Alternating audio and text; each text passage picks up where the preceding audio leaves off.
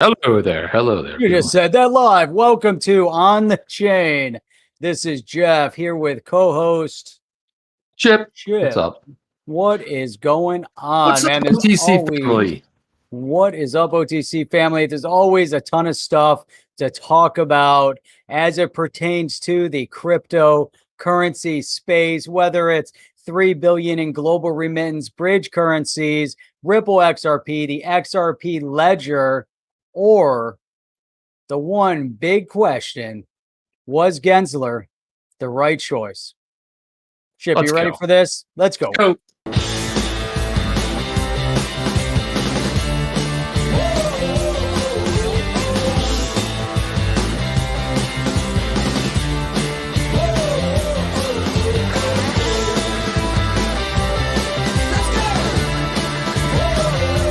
Welcome to On the Chain with Jeff and Chip. Boom, and we are back. So, Chip, the big question of the day: was Gensler the right choice? We'll discuss and have an answer at the end of the show. Right at in 58 minutes. We'll tell you. 58 minutes, we will claim to answer that. We'll let you know. We will let you know. So, Chip, lots of stuff that were going on over the past. Oh wait, we streamed yesterday. So since yesterday, we can dig into some good stuff. We can talk about $3 billion in remittance by a company that is built on the XRP ledger. I think that's a cool place to start. We can even talk about the SEC. Where do you want to start today? I don't want to start with the SEC because that's not a cool place to start. It is not. Let's go straight into the Ripple. Let's go straight into the XRP. Jump into it, Jeff. Let's go. Oh, we lost you. We lost you. Just like that. We have some issues. So I got to open this one up. Chip was going to open it. We're going to talk a little bit about a brand new, it's not brand new because it has been around. It's a group called TransferGo. It's a Ripple client, and it actually has $3+ billion in global money flows that are actually in partnership with both Visa and MasterCard. So let me open this up. Let me share this a little bit. So here we go.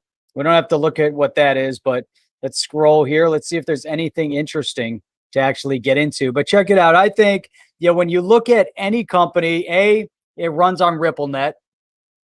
There's so many conversations that we've had over whether or not anything is actually running on the XRPL. Is anything actually running and utilizing the RippleNet software? Chip, here's a company. It's called TransferGo, using RippleNet.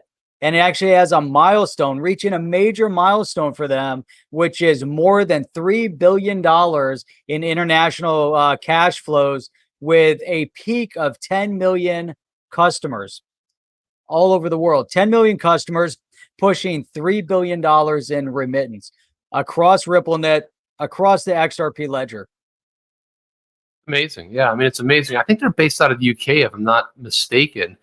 But anytime you have in the grand scheme of things, if you look at, I think it talks about the number of actual payments that were sent. So it seems like they're smaller payments. So when you add all those little payments up to get that 3 billion, I mean, really 3 billion in the grand scheme of things, it's pretty small. But I think the whole idea is the milestone for TransferGo, right? Sending a lot of remittance payments. That's really what's key here. We should focus on the fact that it is using. There is right there. RippleNet. Using RippleNet, 2.5 million customers with That's 10 huge. million transactions globally. And it's a big step. I mean, it's really, really important. Yeah, and if you think about that, 10 million, 10 million customer transfers with $3 billion. Wow, that's a pretty good chunk of change. Can you lose that Adobe banner at the corner there, bottom there? I'm trying to find it over here. I was trying to highlight it. There you go. I need to use a different browser. I'm not using the Brave browser, I can tell you that right now. I'm not using the Brave. But look at that. Last spring, the World Bank published a negative forecast for the remittance industry due to the pandemic. And really, did we see a decline or did we actually see an incline? So we saw an actual increase in the markets and the remittance payments. And this is why you see TransferGo integrating with MasterCard, Send with Visa Direct, and they're moving into all these different markets. Like it says here in the article, we have Georgia, Vietnam, Saudi Arabia, and even Nigeria. So, man, it's going places. I think it's great. It's really good to see and see success. You know, they're having success with the platform. Yeah, by the way, somebody just asked this question. Hey, do you guys read the motion to strike Ripple's fair notice? Yeah, I read a good portion of it. It's the SEC doing what the SEC does best, which is pretty much nothing except go after the investor. I thought we transitioned into something else that I found pretty interesting. So a new data from Gemini, you know, that's the Winklevoss twins, famously known for being cut out of Facebook. Funny enough, twins, it was their original idea, and they got hijacked and whatever. But they ended up getting something like $67 or $80 million, something of that tune, that they put into Bitcoin. Put up into Bitcoin and made themselves a fair amount of money. Opened up the Gemini. Nice. Started acquiring some other companies, but there's some data from Gemini. They did a survey of 3,000 investors and what they call crypto curious consumers in the US, and demonstrates that there's increasingly a mainstream consumer base that's engaging with cryptocurrency. And I think the study's pretty interesting. Let me share this on my screen here, Jeff, and hopefully I don't freeze. All right, Today's been a little problematic with the old software. I might have to just do a reboot. Let's try it. Ready? Freeze. So this is it right here. I went ahead and downloaded the report, but the report's kind of messy. And I thought these guys over here, over at Ambo Crypto, where is that's not it. Hang on a second. Let me go ahead and find this first while we're talking here. Let me see if I can locate. Oh boy, here we go. Wow. It's always funny when you have that stuff ready to go and then it's not on the screen. It's not there. Where'd it go? There it is. Know. It's gone. I never know where it is. Unfortunately, I had really lost it. Apparently I did. Yeah, apparently it was ready to go and I just don't know what happened to it. Man. Anyway, let's transition to something else. I want to talk about something. Didn't you have a video with Gensler? Did you want to bring that up? Yeah, I do have that. That's something interesting we can talk about right there. So let's take a look at that. Let me just undo this here. Let's go ahead and pull this up. Now, the whereabouts, XRP boy, I think, shared it out on Twitter. And where this happened, I don't think is really relevant. I think what's more relevant is who's actually talking and what it's about. So let's go to, let's see. Wow, Jeff, nothing's working. I might have to. It's just not a good night for me, man. It's just like everything's. Let's see if this is it. You need me to pull it up? No, I closed everything.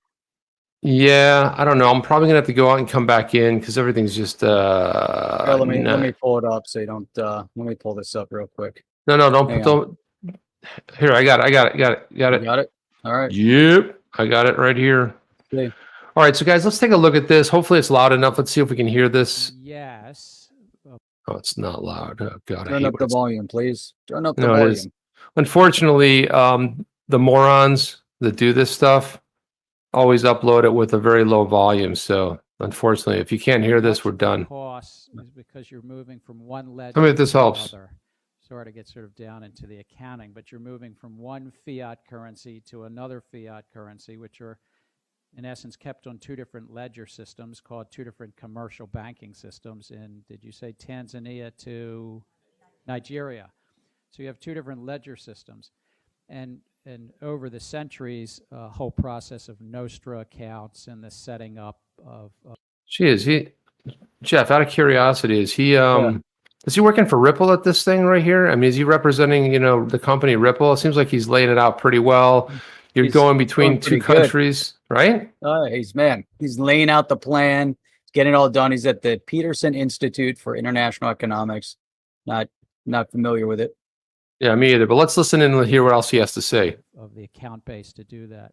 It can be done on blockchain and between two central banks, but the thinking is that you might need some bridge currency. No kidding, Jeff. You might need some bridge currency is what he's saying there, huh? Two different banks. You could do it, but you need a bridge currency. You need some kind of a bridge currency. Why would you want a bridge currency? Well, let's find out. Between Tanzania and Nigeria, and there's a number of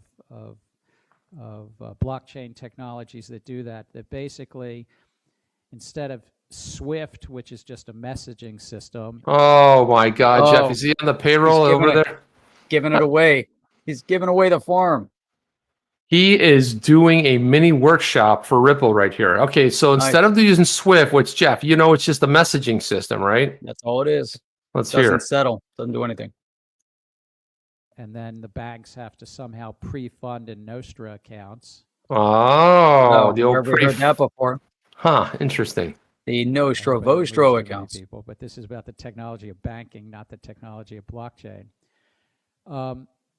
But to go between Tanzania and Nigeria, you need somebody to bear some counterparty risk that the ledgers both move and are adjusted at the same time. Usually it's a bank that is in both countries. You could use blockchain, but the current thinking is you need a bridge currency in between. So he's already mentioned bridge currency 2 or 3 times, right? Bridge currency. Let's listen. Bridge currency. And that bridge could be a stable value that's backed by the U.S. dollar or the euro. It could be a currency even like Ripple has an alternative. It's just piloted in May, so it's boom. Ripple has an alternative right there, Jeff. Bridge currency. What is the bridge currency? It's known as XRP. Ripple has an alternative. Did you hear that? It was just piloted May. We don't know what year, but yeah, you have to dig in and see what year this is. A couple years old. Couple years old, yeah. It's not yet up in any enterprise-wide level, but that you might need something to basically hop, skip, jump. I don't know the currency in Tanzania, but Tanzanian currency to skip to Nigeria, you might need something in the middle, which is called a looks like I think it's called looks like this was September 26th of 2018 potentially. Oh, all right. Who wrote that? Did somebody put that in the drop that in there? Or did you see it? No, I just looked it up. Looked it up. All right. Well, that's interesting because he drops everything. I mean, this is amazing. I mean, I think this was XRP Boy that tweeted this out. I mean, I just downloaded the video. It's a little bit easier, but this might not be it. But it had to have been later than that because they said they just piloted it in May. It must be right around 2015, 2016-ish, yeah, maybe. It would have to be. Yeah, that would have to go back even further. Ripple just piloted it. Nostra accounts, pre-funding. Yeah. Swift is just a messaging system. Man, this is like a mini workshop for Ripple right here. He's doing a whole spiel on it, man. It's really good. I mean, it's interesting because then you fast forward however many years it is, would be interesting. So, man, as he's analyzing it, but again, one of the questions that we asked in the beginning, is Gensler the right choice for the SEC? The answer will be forthcoming at the end. But as as these types of things unfold, we know that he was at the MIT. We know that he talks about blockchain. Having him talk about the significance of a bridge currency, remittance, talking about SWIFT not having a settlement as a messaging platform, talking about the reliance on pre-funding Nostro accounts. There's all of these variables, like you said. I mean, he's basically selling the Ripple solution, the RippleNet solution. Maybe he was applying for a job over there. I don't know. And he's at that point in time. But think about now. You fast forward. Now this guy is the head of the SEC. The question is, does he take all those narratives? All those narratives now compile into a positive notion for the crypto space, or does this all unfold differently? I don't know, but you got to look at what else he's done though. He's actually appointed I'm skipping again, man. I'll tell you what, you handle this. I'm going to pop out and I'll be right back. We'll see ya. All right. So no chip, we're chip free. So anyhow, one of the things that we're referencing is that he recently appointed Alex O as the director of enforcement. So this becomes relatively relevant, mainly because of Alex O's past, where she worked, what she's done, things like that. So this is, I think, as we start to unpack, is he the right choice? You really need to start looking at, whether or not the people that he's now putting in different places will make sense. Are they the right people? Are they the right people to make sure that we're achieving the development of this innovative technology, to make sure that we're actually allowing the technology to grow in the US? Now, right now, we're sitting on a case, SEC v. Ripple. What's interesting about it is that those of the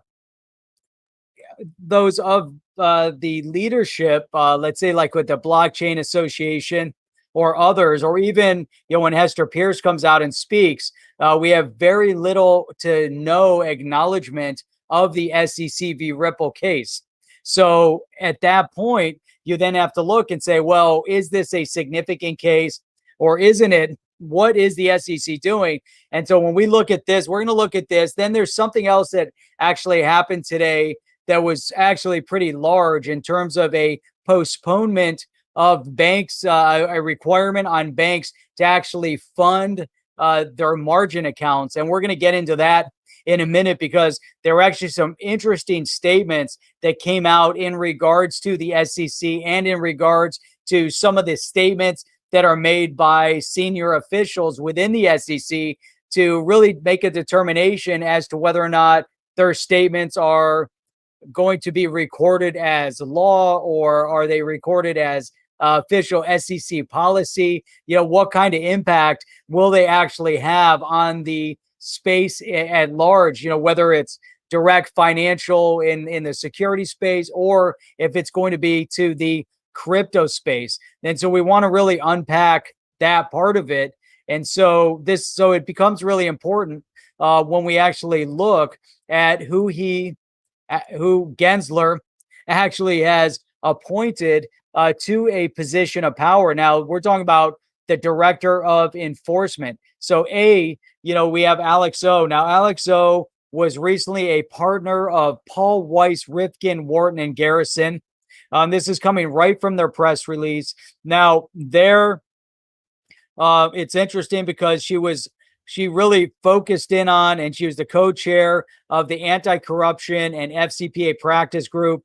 She was the assistant U.S. Attorney General in the criminal division of the U.S. Attorney's Office for the Southern District of New York. So when we look at the Southern District of New York, we obviously know that many of these cases seem to be moving towards the Southern District of New York, and one that we're actually we've been following pretty closely that seems to happen to move in that direction. So now here she was focused. Look at this: a member of the Securities and Commodities Fraud Task Force and the Major Crimes Unit. So while she was working as an assistant U.S. attorney in the criminal division at the attorney's office for the Southern District of New York, she was focused on security and commodities fraud. Now she's the enforcer, the primary enforcer of the SEC. So her primary purpose, she almost fits perfectly into the prosecution of any case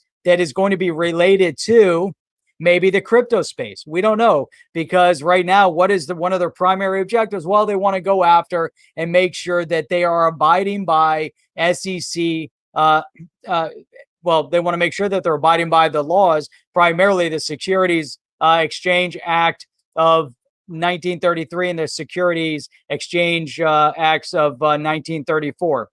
Misrepresented the name specifically, but the point being, they're there to abide by and facilitate the laws that are on the book, and they're then going to develop or design whatever their case is going to be against whatever company it's going to be.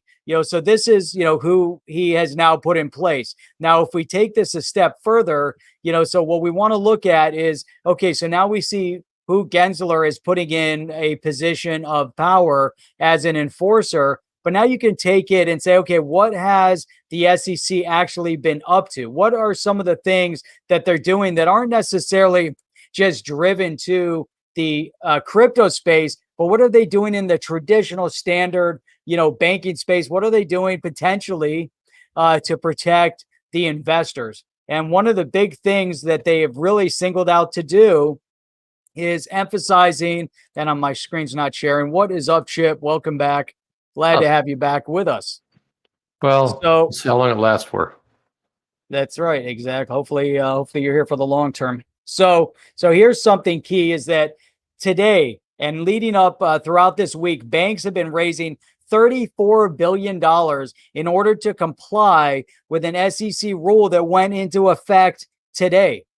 And as we dig in and we're looking at the SEC and we're saying, do their statements, do their rules really hold water?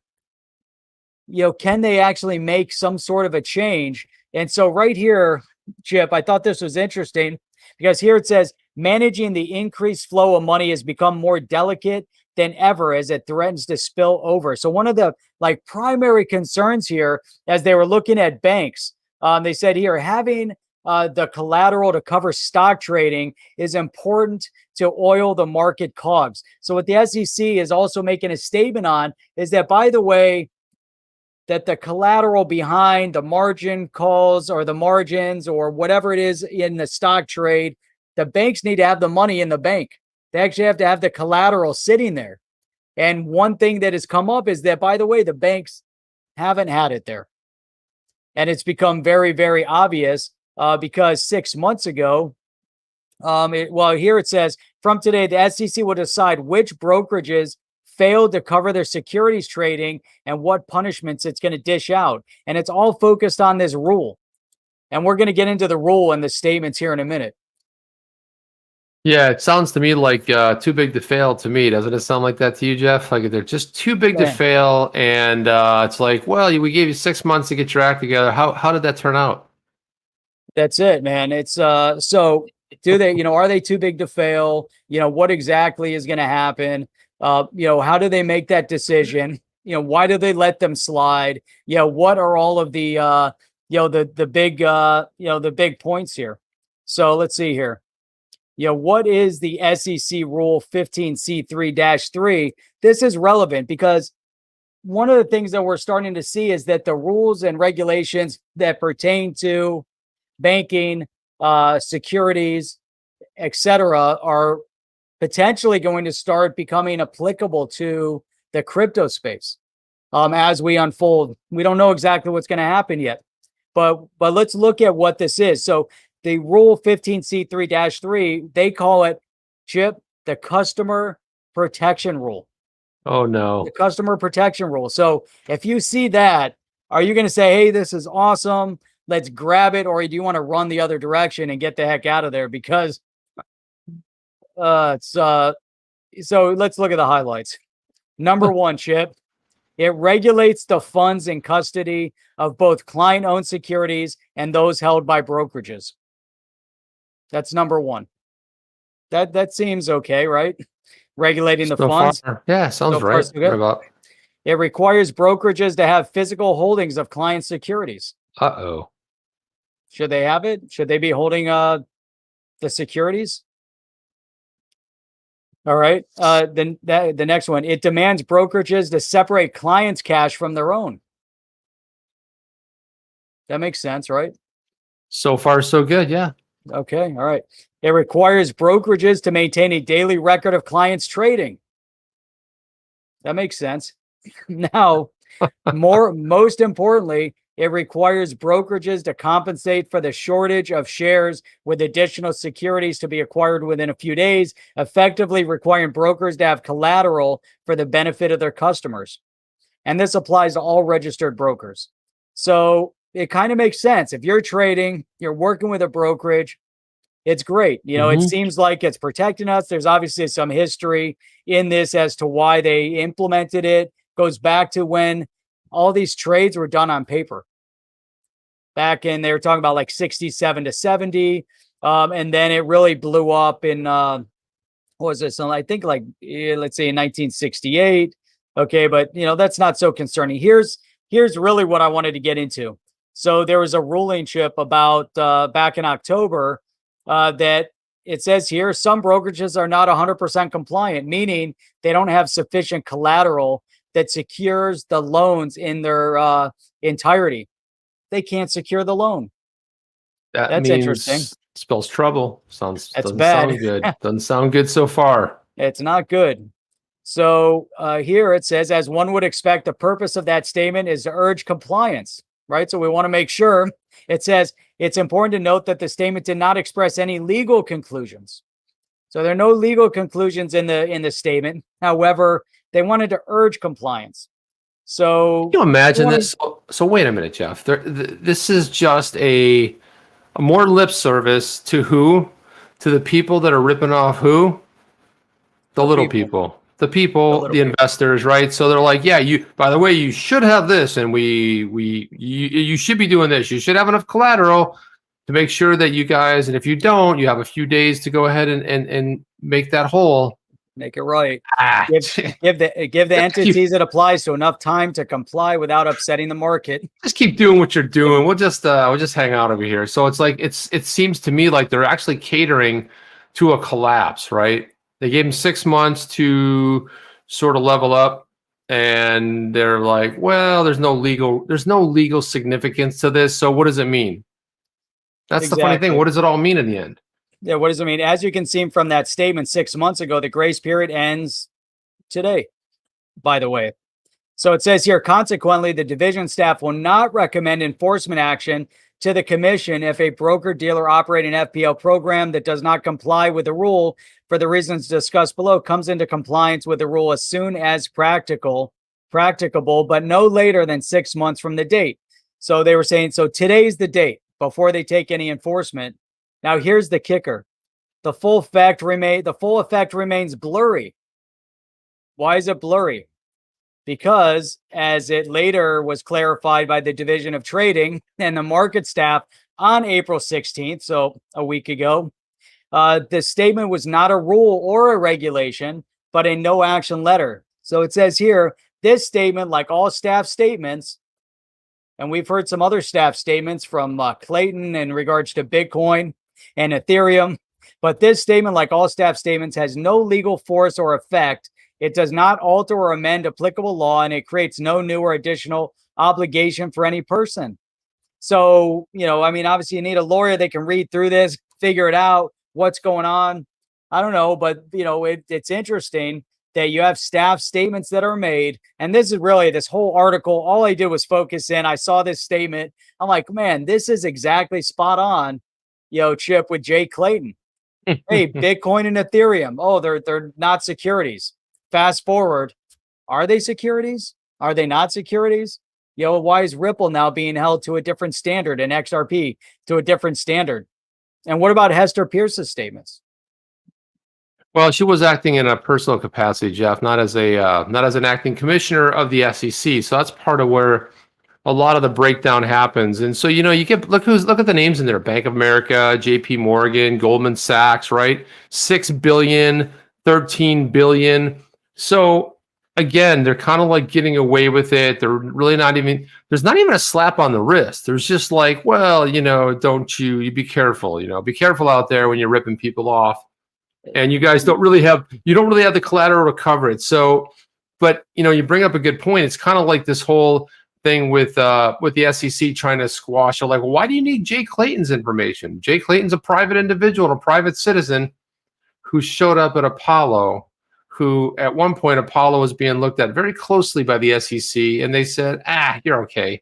And then after he bails from the SEC, he goes to work at Apollo. Then you have Hinman, similar type of scenario where there's all kinds of improprieties going on, and to me, it just reeks of corruption. I mean, at its deepest level. And it's like a lot of what this is exposing is probably when they get to the court level is all this stuff's going to roll out. I mean, so you got to look at Gensler. Does he want to be the guy known as the landmark case being destroying the SEC? Does he want to be the guy who led the agency into some positivity? Or is he just an enforcer where he just hires people to go break kneecaps, bust a couple kneecaps up here and there? Yeah, sometimes you got to do that, apparently. Well, if you're the SEC, apparently every time you have to do that, Jeff. That's right. And I wanted to jump back to this. There was another. What I don't like is when they put this all in black. Sometimes it just gets very difficult to read. But so this is that survey, 3,000 individuals. It breaks down into 3 categories here. Let's see. So you have the crypto curious. So 14% were current crypto owners, right?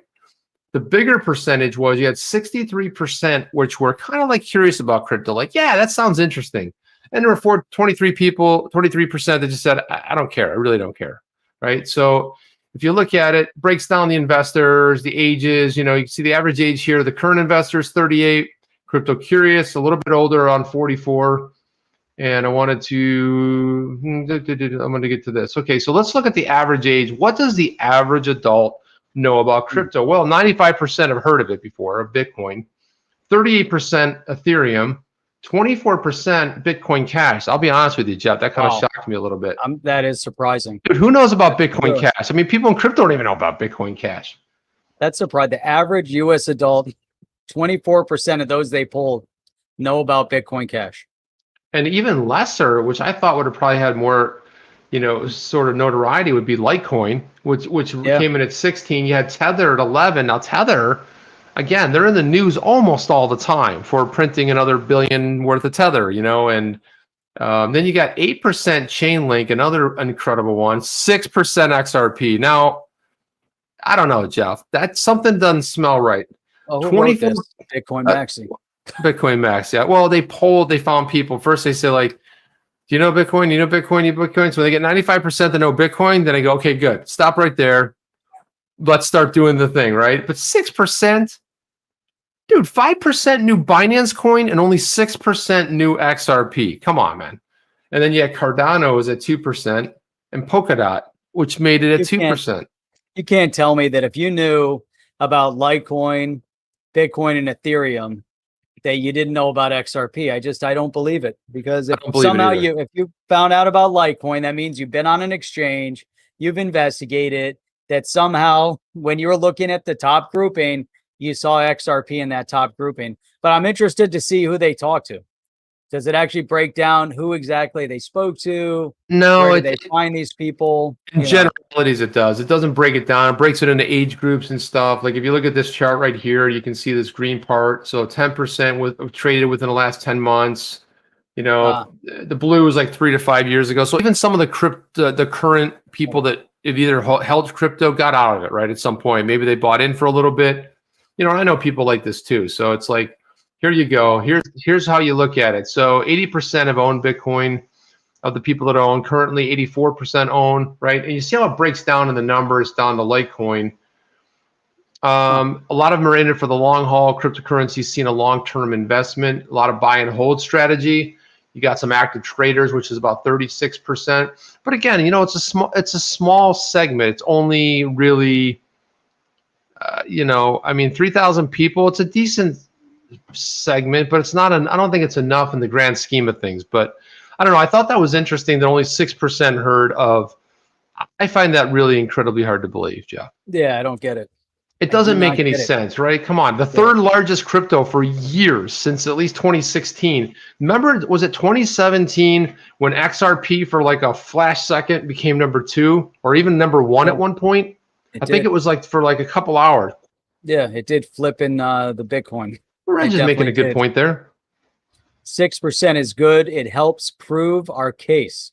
If only 6% know XRP, then less know about Ripple.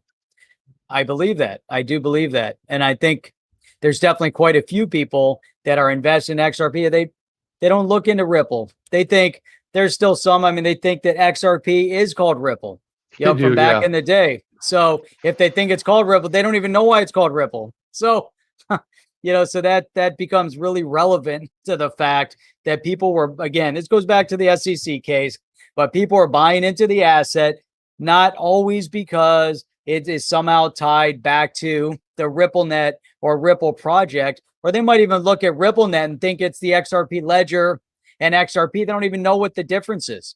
So if they don't know the difference, they don't know, they don't know. It's amazing. It really is amazing. Yeah, but again, it's like, maybe Reg has a good point there, because if you think about it, when they start piling in, I mean, the funny thing is, I don't know when they took that, but I would think, well, how does it the Doge, which is like is aired all over everywhere, right? How did Doge not make it? That seems weird, right? Yeah. Does it seem a little bit strange to you? It's like, but I don't know when they actually did the survey. It could have been from a while ago. It's really hard to know exactly what it was, right? Yep. So it might be a little old. So I wanted to share this my screen here. Well, Out of Doge. Well, it kind of ties into Doge a little bit here. So apparently I can't share my screen and a video at the same time. Let me try to share my screen here. Do one or the other. One of my favorite old school rappers who's Snoop Dogg, right? So Snoop shares this video over there. He goes, hey, thanks, Elon Musk, for the spaceship, rocket ship to the moon. This was on 420. I wanted to play it the other day, but somehow the format didn't really fit here. He's like, hey, happy 420, and he credits, obviously, Jesse Well and Sam Marconi for the credit here, right? So I'm going, okay, what's this all about? So let's play the video, see how this sounds. Let's look at it. Now, you got to understand that I had to replace the audio track because they have a very famous song that would totally give us a copyright strike. So let's watch this. It's only about 20-some seconds long, but I thought it was excellent, well-produced, and well done. Think of Elon Musk. Think about Doge when you're watching this. Let's go. Let's play it. Let's go. Let's go.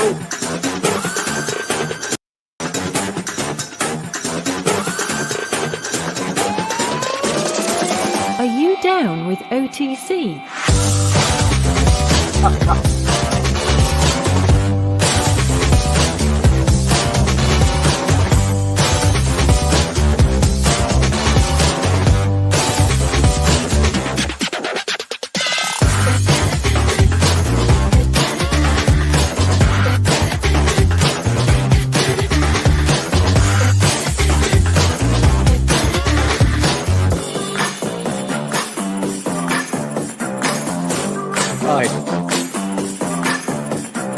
Are you down with OTC? Nice. That was awesome. Doge. The Doge, man, that was sweet.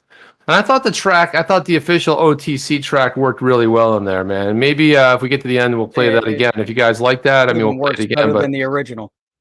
It was awesome. Yeah, the original one was like a very famous tune that everyone's heard in their life, and it'd be like instant copyright strike. So yeah, we don't want to do that. So what's up, Alex D Vlogs? Alex. So yeah, we'll play that back again. But I love the timing when he does it was fantastic. I loved it. I loved it. Chip, you remember the days, and you remember the days when JP Morgan was against Bitcoin and Jamie Dimon said, you'll never, ever believe in owning a Bitcoin ever, ever, ever. And they don't even want to talk about it. What's that? What, did he disown his daughter or son or something like that? He was so upset with his daughter. He's like, if she owns a Bitcoin, and if something, and he was joking out, but he said if she's gonna buy it, I would disown something ridiculous, or it's her money. I forgot what he said, but super antagonistic, and now all of a sudden we're starting to see a lot of JP Morgan analysts coming out talking about Bitcoin. It's so interesting. And here's one. They came out of the trenches yesterday saying it's a bad sign if Bitcoin doesn't return to $60,000 soon. Now, I'm wondering what the motivation of this JP Morgan analyst is. If it doesn't get back to 60, maybe the analyst bought in at 64. I don't know. And it's definitely a bad sign for them if it doesn't go back right away, because as we just saw, maybe he doesn't have the collateral. Maybe a gold star for you if you can actually pronounce his name. All right, let's scroll down and see. Okay. Let's see. The last few times, Nicolas Ben-Girtzoglu. I knew it. Panagirtzoglu. Panagirtzoglu. Exactly. What Chip just said. Panagirtzoglu. So the last time he witnessed the negative price action in Bitcoin, buyers held it returned in his in wallet. time to prevent deeper slumps. This time, JP Morgan Chase and Co. strategist is worried. He Really, wasn't dude? worried before. Before they were criticizing. Now they're worried. They're sure they're worried, Jeff. I'm pretty Yeah, sure they're. He should just change his name. It should just be like Nicolas Pani. Nicolas Panegir. I'm sure he's going to appreciate that, you doing that for him. I think it helps. At the office, if he's at the office, they probably call him Mr. P. I would, yeah. Be like, oh, what's up, Mr. P? Mr. P. Nicolas. Nicolas Panegir. Nick I don't even know how you Panegir. pronounce it. I just made it up.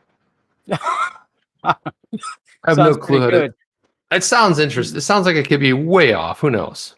I don't know. So look I at don't even know even what. where was that? Yeah, right here. Devon Steve said, but JP Morgan said it was a scam. They sure did. Right. They Yep. remember they said that it was a scam. That's right. It says here, if the largest crypto isn't able to break above 60 soon, momentum signals will collapse. Strategist led by Mr. P wrote in a note Tuesday.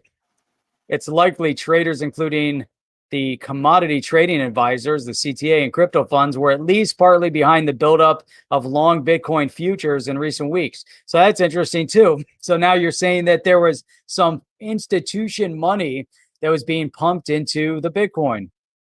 A Bitcoin. Interesting. Into the Bitcoin. Jeff, I mean, the That's about prices it. keep continuing to drop. XRP is under $1.20 right now, Jeff. Get that off the screen.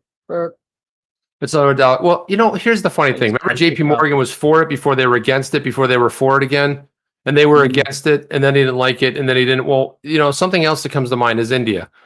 India every week. So there's a whole week of pro crypto. Like they're thinking about it. They're having some discussions in Parliament. They're really considering that they could. It's possible that they might do it. And like no. Next week they're banning it forever. And for 4 years we've been hearing this. Now what do we see? Revolut, your nice. 5.5 billion digital bank, also crypto bank. And what are they Straight to doing? India. Oh, they're expanding into India, Jeff. Nice. I love it. I thought they didn't like that. They didn't. Alex Deeb, thank you for that. $4.99. He says consolidation soon over. Let's run XRP hard now. Get you XRP for life. And one more thing, Alex. I don't give a what you do with your money. I love that every time. Every time he says that, I love it. Sweet. So what's going on in India? Man, so today Revolut's going in. Tomorrow Revolut's going out. All right, they're going to be banned The from next because day Revolut's going in. when are they going to discover that you can get a Revolut card and spend all your crypto? Like, you know what I'm saying? It's like, so Revolut's going to invest about 25 million. Oh, you're going to put money in our country. Well, come on in, you know, until they realize that they also sell cryptocurrencies. They'll be into the Indian market over the next 5 years, aims to launch its app there by 2022. Now think about that, Jeff. Last time I checked, it's 2021. So is that like 6 months from now, 7 months from now, a year from now? Yeah. How long does it take to spin up an app? With a population of 1.3 billion people and growing, the acceptance of digital payments in India would be a huge market for Revolut, right? Massive. But it then begs that what are they doing to the indigenous companies? Doing the same thing. yeah, but you know, the thing here, look at this. India is a core market. Look at this, the gobbledygook. India is a core market in our expansion strategy with a huge supply of talent. We're excited to tap into that talent pool. You guys been paying attention to the news for the last 4 years?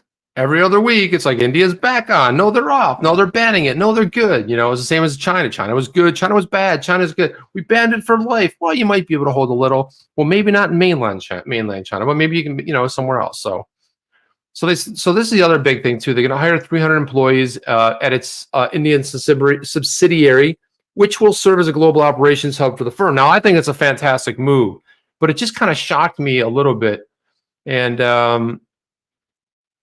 I just don't know. I mean, they got to look at this. You got to look at this because in 2015 they started out with this travel-focused service. That's what Revolut started out as. So it's funny when you do a pivot.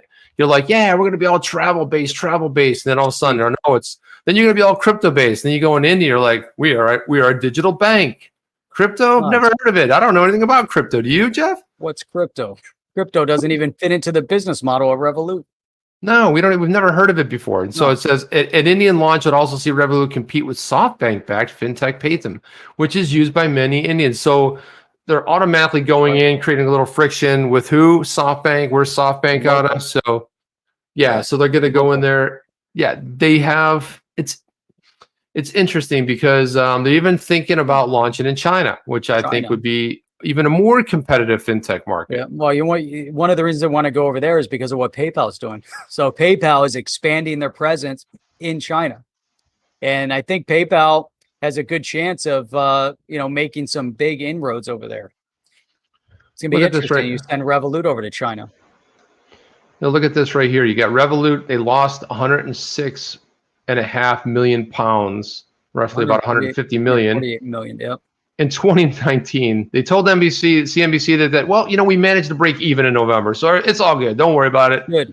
We're a bank. We don't have to really comply. If you guys have watched the latest, what's going on with this, the SEC. It's cool, man. I mean, they want you to have this backup, but it's like you might not have it. It's okay. So I thought that was pretty interesting going in there. It'd be good. It might not be good. It's hard to say. Hey, if you're brand new to the channel, you've never been on the chain before, there's a big red subscribe button right below the video. And if you click the subscribe button, it allows you to subscribe to the channel. We highly recommend you subscribe. After you do that, hit the bell notifier because you'll get notified every time we go live, even though today we heard that multiple people didn't get notified, but that's YouTube for you. So make sure you do that. Also, if you haven't done so already, and you like the XRP gear, there's a cool XRP shirt. You can go check out the XRP OTC gear right over there on the chain .shop. On the chain .shop. Go check that out. And we've got this one here, which is the SEC Wars, Ripple Strikes Back, the famous Strikes Back type thing. I'm waiting for this to get here, Jeff, because I'm going to be replacing this puppy right here. Nice. With this sweet little baby right there, my little milk jug sort of thing. I'm gonna have that. I got a bunch of shirts too on the way, but we got hoodies, got a lot of cool colors, and different stuff. Little gear bags like that. Some nice women's gear, so different colors for women, turquoise and some pink stuff. But it comes in yellows. I mean, all the kind of colors you can. We just the one we show here. And if you like the Yeti type stuff, like if you like a good Yeti, you want a good tumbler, drinks, you carry around with you. This is a good one right here. Can't be 100% sure, but I think it's magic. I think it's magic. So you got a bunch of different things like that, and check it out. We are on fire. We're on fire. See that right there, Jeff? I do. Look at that. You that. can even get your little portable bag right there. It's beautiful, right? It's a beautiful thing. Masks, Jeff. We even have masks. We have everything. That's right. Cool logos, all kinds of cool gear at the onthechain.shop. So mugs. Again, you got some cool shirts, hoodies. I mean, everything's there, man. It's all there. Right. That's right. All the good stuff. All the good stuff there. You can get all that gear. So check it out, guys. And I'm really proud. I mean, proud of you guys. It's been selling really well, and I can't wait to get some more of the gear in because Jeff's been wearing that shirt every day for 2 weeks now. I mean, 2 weeks ever since it came. I haven't taken it off. Running around with this shirt. It's awesome. Well, it's like one of those things, when you get that favorite shirt, or that lucky shirt, or lucky pair of socks. It's coveted, man. You get a really good. Yeah, that would be a good thing. On OTC lava lamps with little OTCs on them. There you go. Sweet. Yeah. By the way, I wanted to talk a little bit about this because Chris Larson. Chris Larson's not real big with like straightening people out on Twitter, but he laid it down pretty hard today, and I was like proud of him because he was like. He's always pretty diplomatic. He's like, well, he doesn't really get into Twitter spats. But check this out. So Square Crypto put this out. If Bitcoin needs anything, it's more white papers. In this one, Square and ARK Invest team up to argue for Bitcoin as a key driver of renewable energy future. Hate reading? Here's the nutshell version. Solar and wind produce cheaper energy than fossil fuels. This should make them ubiquitous. But they're held back by an obvious flaw. They produce too much energy when demand is low and not enough, and when it's high. Batteries should fix this, but they're not alone economical enough. Chris Larson brings it and says, your data is U.S. only, blatantly false, that solar and wind globally are cheaper than fossil fuels. Also, if U.S. was actually cheaper, miners would have moved operations here. U.S. miners would have a higher percentage of horsepower, and I think that's what that means, HP, hash power. And we will see if the foundry remains in the top after Jinping is fully back. Whoa, dude. He brought the heat. I was said a lot in that one thing. He was like, let's see if you have a higher percentage of hash power, right? And let's see if it was so cheap, you'd have like people flooding to the US. So that was a phenomenal tweet. I just absolutely love that because it's really good. Oh, David Schwartz said, David Schwartz says, yeah.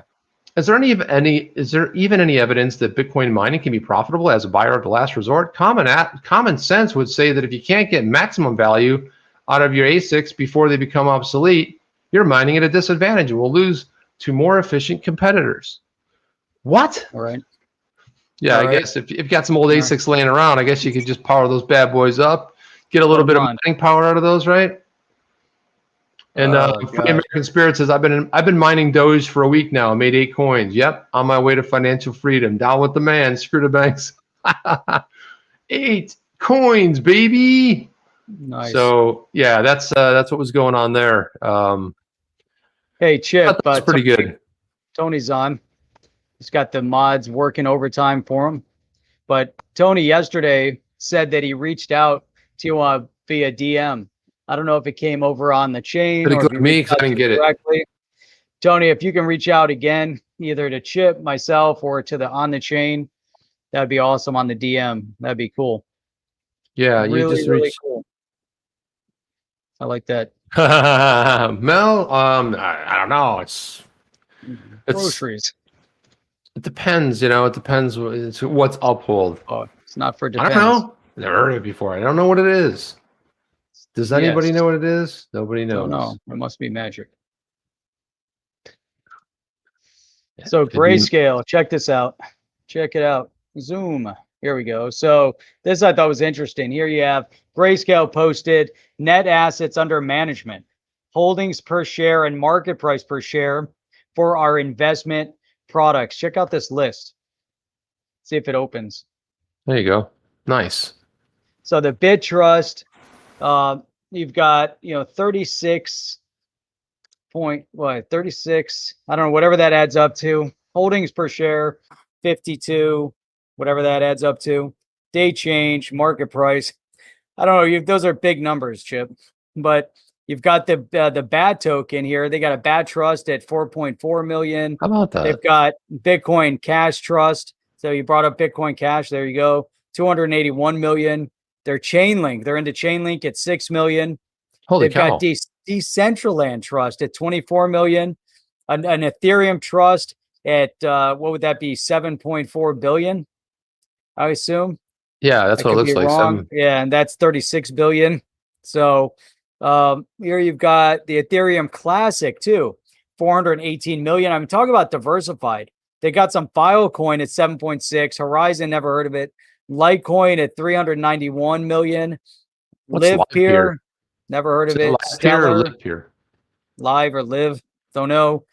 Stellar, the XLM at 35, and then you got Zcash at 80, and Digital Large Cap. I think that's interesting. They have a large cap fund for 537 million called GDLC right there. You can get that on the exchanges.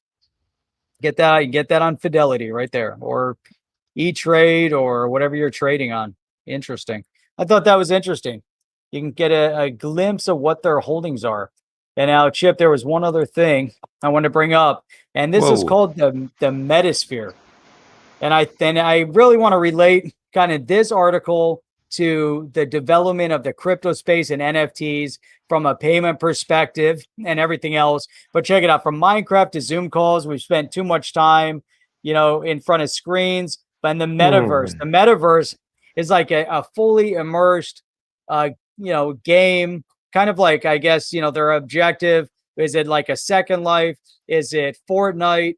Is it Minecraft? Is everything kind of developing and building where people's life is going to, you're going to be a large percent of the time.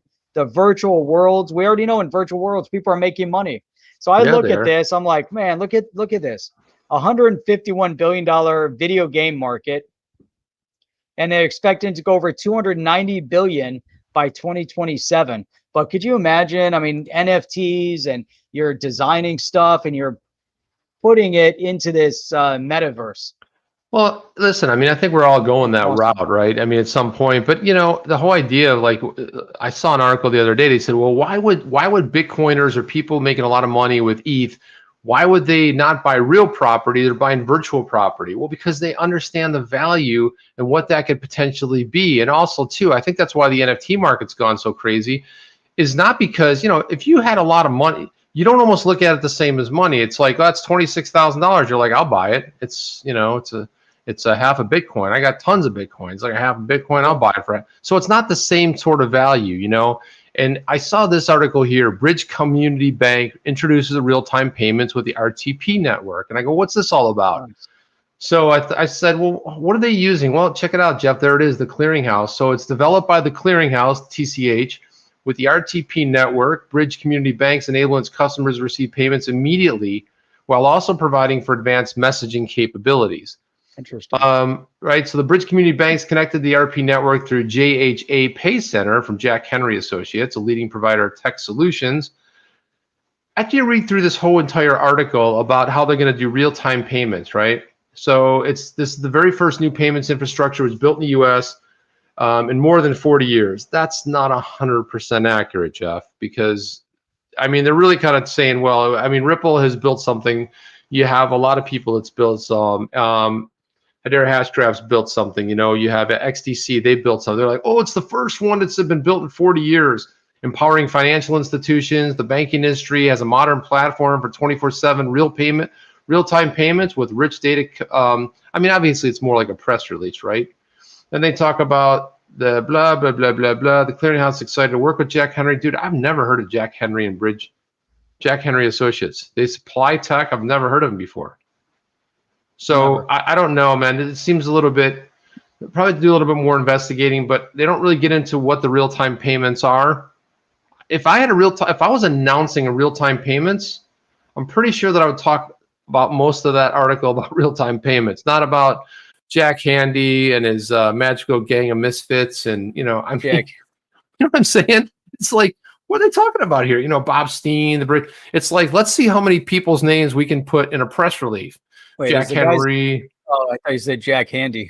I did say Jack Handy. I did say Jack Handy. I just couldn't think of his name right off the bat, Jeff.